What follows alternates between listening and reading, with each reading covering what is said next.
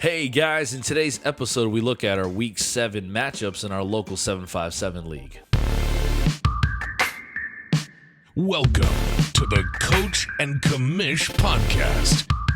No, not Adam Gase, and definitely not Roger Goodell. It's Chris and Sean breaking down fantasy football for the everyday man.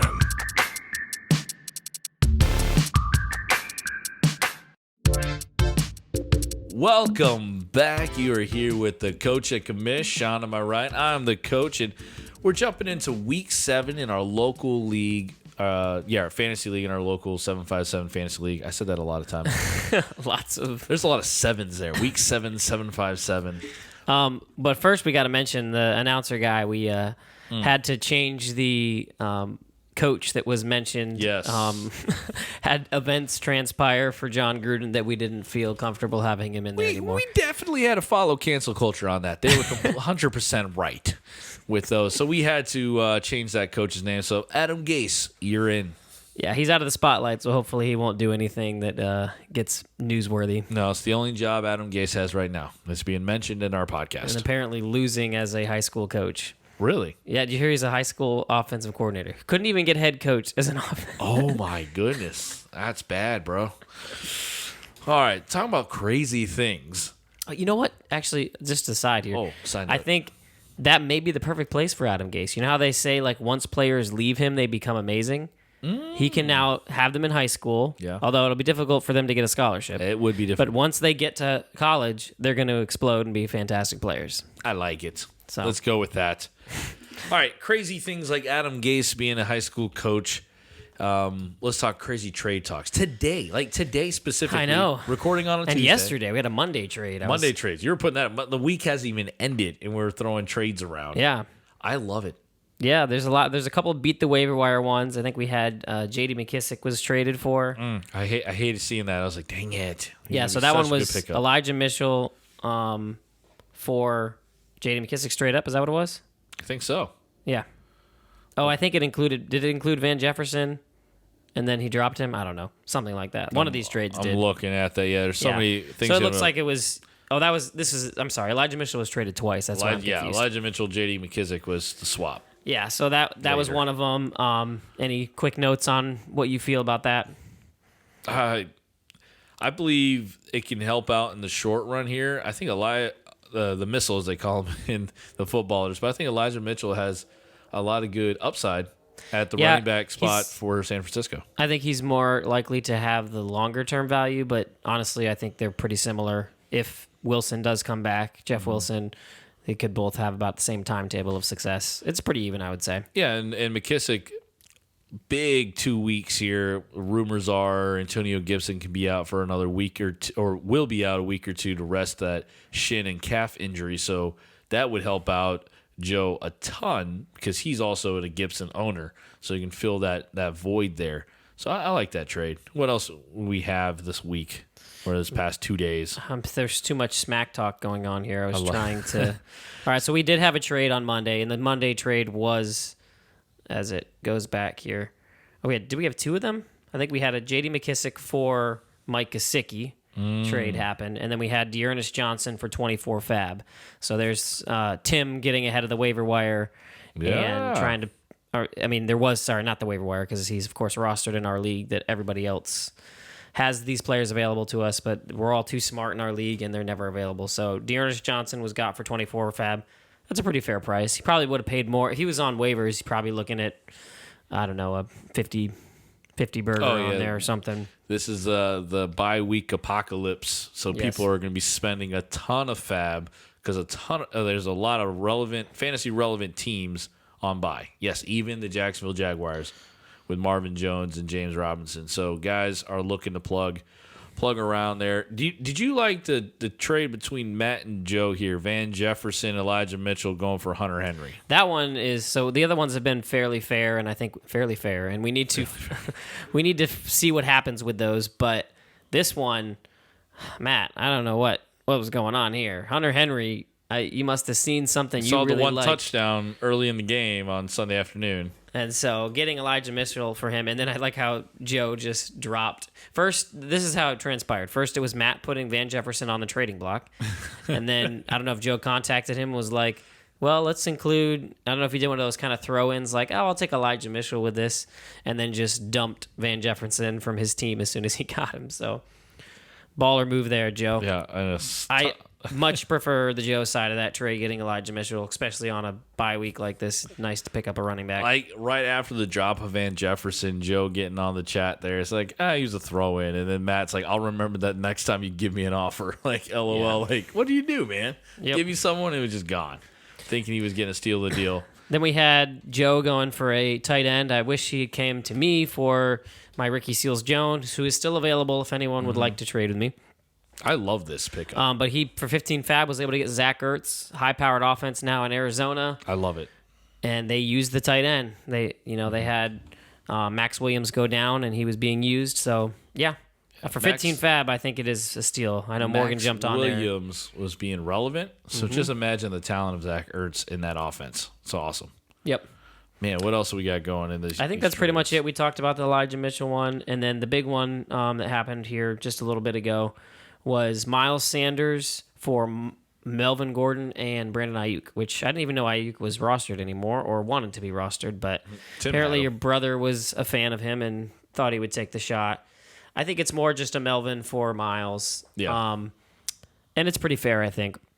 I like the Miles side. If you listen to our main podcast, I talk about how I think he's going to kind of turn things around. But, yeah, I like Tim's side a little better, but I think it's pretty fair. Yeah, there's a lot of trades out there. A lot of guys on trade blocks. Yes, we need to. It's gotten out of hand. It has gotten public out of service announcement, and actually more like a intervention for Leroyce. You've done a lot of great things for the league. You've made us a trading league. Yes, and the thing that we need to stop is this on the block thing. Like we need to. Although in his defense, everyone on his team is on the block. It's not like he's putting it up there and he's not willing to trade them. It's so true, but don't tease me with Jonathan Taylor. Thomas, you put him up there like every other week. This man's offering Justin Jefferson. Offer you a wide receiver for the RB1, but you want a running back for running back. Who's going to do that right now? Yeah. So just come on, Leroy. Calm down a little bit on the block. I like the block because you are able to see people that are actually up for a trade, but when it's just your whole team's up there, I kind of skim past it. Yeah, no, you got to skim some of these things. There's just such a tease, man. It's so keep the trades up. I'm loving it, guys. I wish I was a part of more of them. I feel like I've been stagnant compared to these. We can go back actually to last week. There was a few trades. At least I'm trying to think if there was any others besides the ones I was involved in. This is a selfish moment. We're just going to talk about my trades. I can't think of it right now. But I traded with. I know Morgan. Yeah, Morgan did one. I'll mention, but I traded with Morgan, Myles Gaskin for Deontay Johnson. 1 week in, ding ding winner looking over here. I thought, oh my goodness, come on, Morgan. I was very happy. I was on the phone with him, and we were kind of talking Gaskin, and he was talking about he needed to get rid of some of these receivers for some running back depth, which I agreed with. And I was like, well, I got Myles Gaskin. Would you do that for Deontay Johnson, who's been just sitting on his bench? And I'm like, yeah, let's do that. And so he finally made the decision, and we made that trade.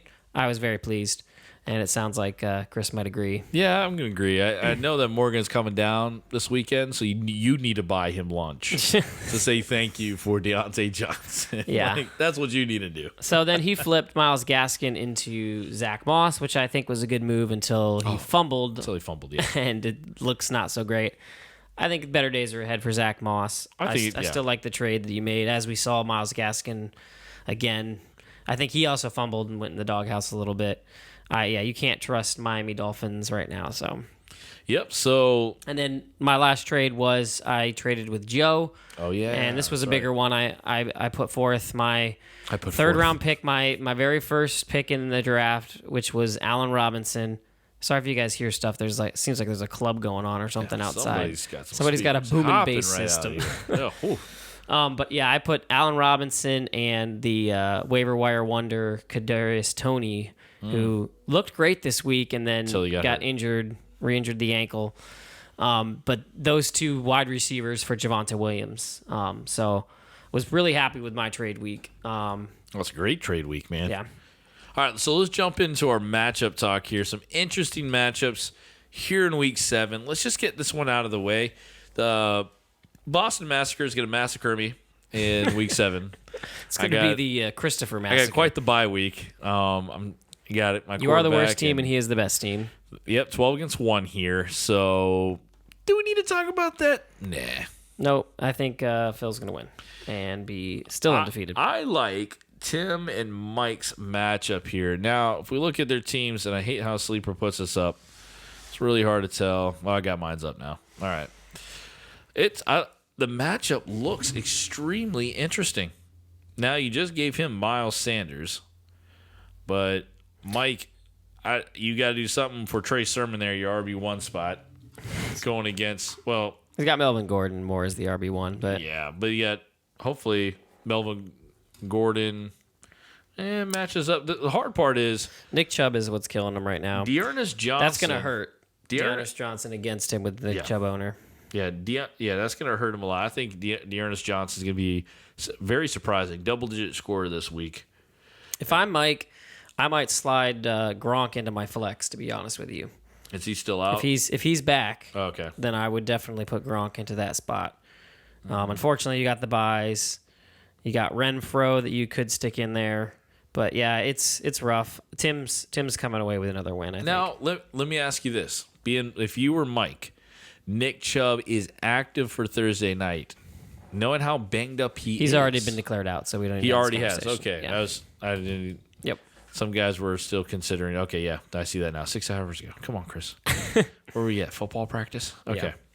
So, yeah, Mikey, this would be a miracle. You need Mahomes to get you like one of them 40-point weeks. All right, so the matchup I want to talk about here is we've got a new troll in the league that I'm enjoying some of the things that Andy's doing. And I looked down and saw his team name, and I saw SB50 Never Forget. And I was asking Chris, I was like, what is he talking about?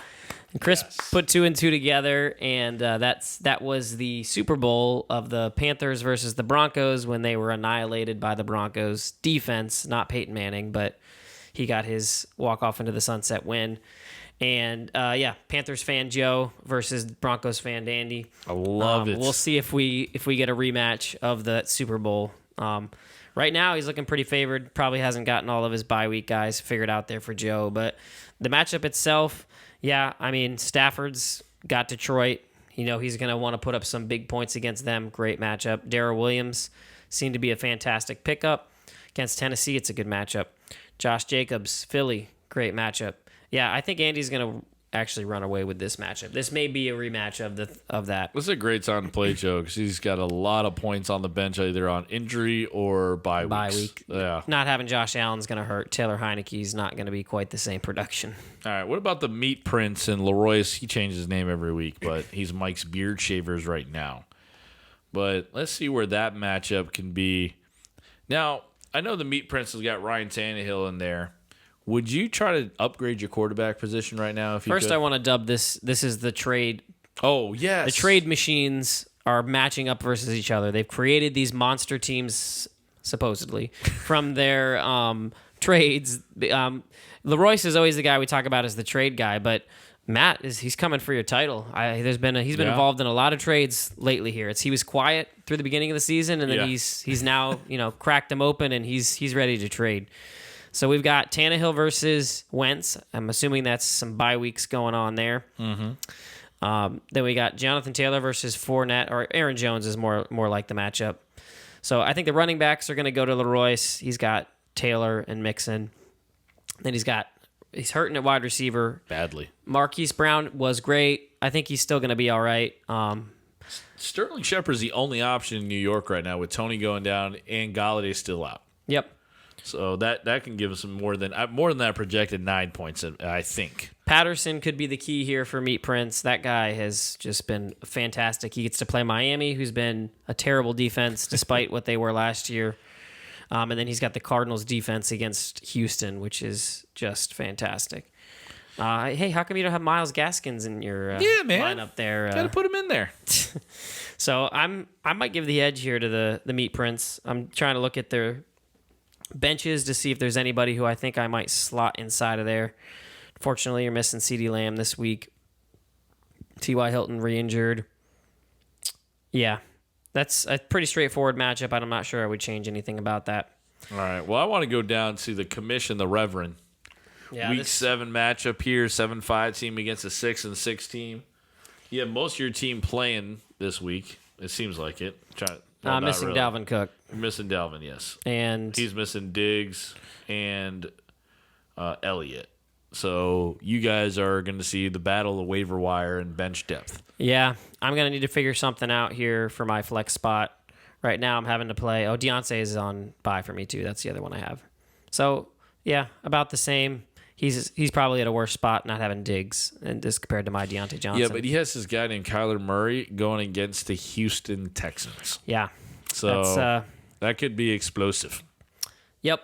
So we're going to really – I think this is a TBD right now. I think he's got the edge because he has a little more depth than I've had.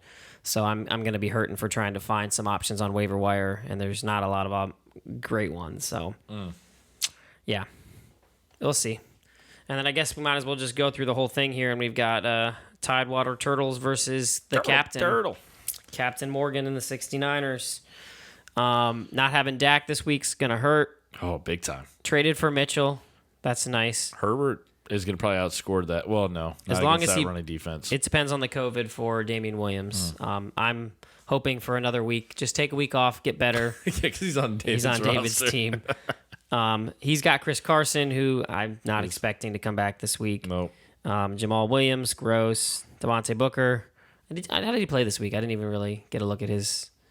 Not as great as I was hoping. Somebody asked me about taking Booker over He had 8 points, Herbert. 72% of snaps, 12 carries, 4 targets. Very involved. He's a volume guy that you could stick in there if you have to. But not having Eckler is going to hurt. Not having Dak's going to hurt. I think it kind of evens up this matchup.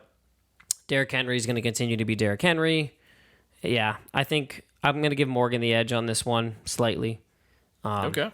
But as far as bench matchups or bench players that aren't in the lineup that could be, Alex Collins, as long as his injury isn't severe, I could see him going in over. Well, Zach Moss is on bye, so he will go in over him. And then you got Debo coming back. So yeah, Morgan. I think Morgan's in a good spot here. Yeah, Chase and Henry alone will do enough. Henry's just Derrick Henry's a cheat code, man. Let me put you on the spot here. All right. If you were having the number 1 pick in a normal half PPR league. We're drafting today. Drafting today. Would you the rest of the season? Would you take Derrick Henry over Cook and McCaffrey by the production you've seen through 7 weeks? McCaffrey, I am staying away from. Yeah, he wouldn't be the pick. Cook is interesting, and then Kamara is probably the other option there. Maybe a Zeke. But let's look at these guys who are all part of the pass catching part of their offense. But Derrick Henry, the way he's a one-man show. It doesn't matter that he doesn't get pass catching. Right. He's going to get 10 to 15 more carries than those guys in each game. It's ridiculous. And he's like assured a touchdown almost every week and is a threat for 3. Like he is that offense and he's that good. Yeah, I think I would take Henry at this point. I mean, Dalvin Cook's got the nagging injuries, so that would steer me a little bit away. I think next year's redraft league, people are always worried and ranking him lower because it's Derrick Henry and he gets the ball 250 times. So you think but he's we've gonna wear seen it it out. a couple years in a row now, and he's not human, so No, I he's don't not. think he's going to wear out. You see how big he was and how fast he ran away? He had the fastest touchdown run. I know. This year. My wife watched it, and she was like, He doesn't even look like he's running that fast. I was like, babe, he's going like 22 miles an hour at 230 pounds or whatever he is. Oh my goodness, man. Anyway, so those are our matchups in week 7. We love the trade talks. Keep going. Stay away from Leroyce. Stay away from Matt too. It keeps working in Matt's favor. Trade with only us is what we're trying to say. 2 of us. I've got 3 receivers I'm legit trying to trade away here. 1 of the 3. So get to me soon.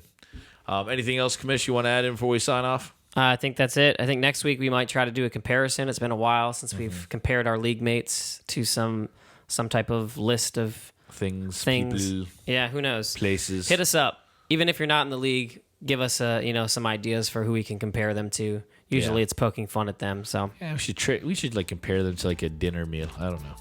Be funny. Anyways, that's what we got for you guys this week. Check out a regular podcast. It should be on the below this one. Whoa, flash. And we'll see you later. Deuces. Thanks for listening to the Coach and Commish podcast. Don't forget to check us out on Twitter and Instagram @Coach and Commish. And join our Facebook group called Fantasy Football Advice with the Coach and Commish for direct access to weekly waiver wire and start sit advice.